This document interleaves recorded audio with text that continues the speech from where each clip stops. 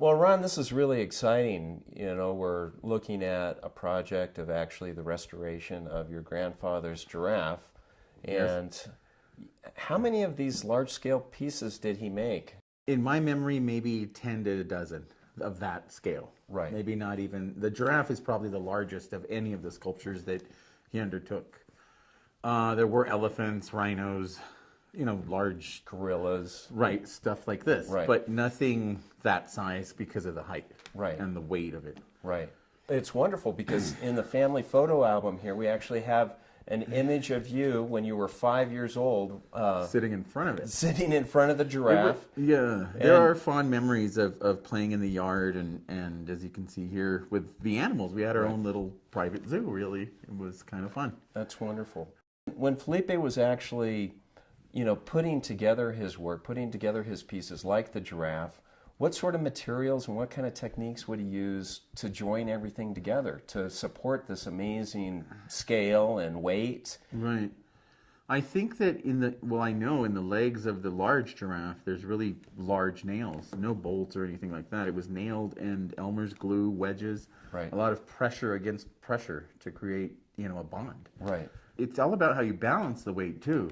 Right. That really helps, make the whole thing, solidify the whole piece. Right. Well, would he use different kinds of wood, as far? Pretty much, I think this is probably all cottonwood. Often we would use on something bigger like this, some sort of elm or cedar or even oak for the legs, being a tighter grain and stronger wood. Right. One of the amazing things about his engineering on this particular piece, on the giraffe, is that the head and neck actually detached. Right. I thought that was pretty smart. Yeah. And since then, we've all followed suit. Grandpa was sharp that way. Yeah. He knew, he always thinking ahead. I think he made the giraffe just to see if he could do it, too. Personal challenge. It wasn't that somebody had ordered it, because it sat in the yard for a while, in the front yard, and he loved having it there. It drew a lot of attention to his place.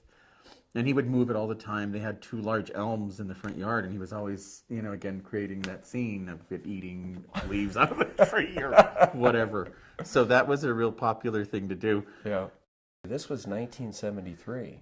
So this was really prior to when, his career really took Exploded. off. It was the Right. beginning of that, I think. The Right. beginning of a lot of attention coming. And it was ideal, actually. A large giraffe at the beginning of that explosion is, why not start with a giant piece? Right. Right. Everything was sculpted individually, independently of the piece, and then put together as one. This was probably one of the first that came apart.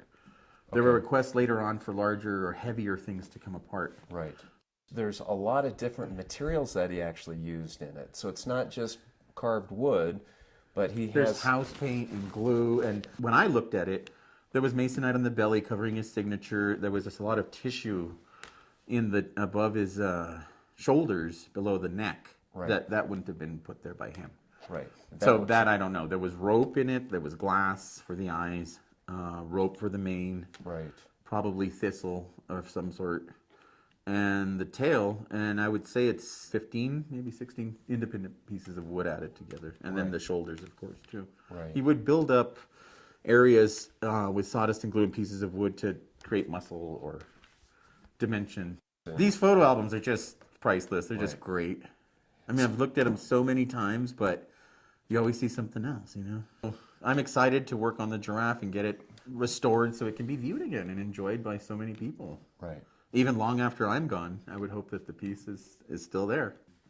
Well, one of the things with the photographs, they will be a great resource for the restoration of the giraffe. Absolutely. We can actually see what the giraffe looked like in 1973. When it was complete. Well, thank you, Ron. Thank you. Appreciate it, Andrew. You bet.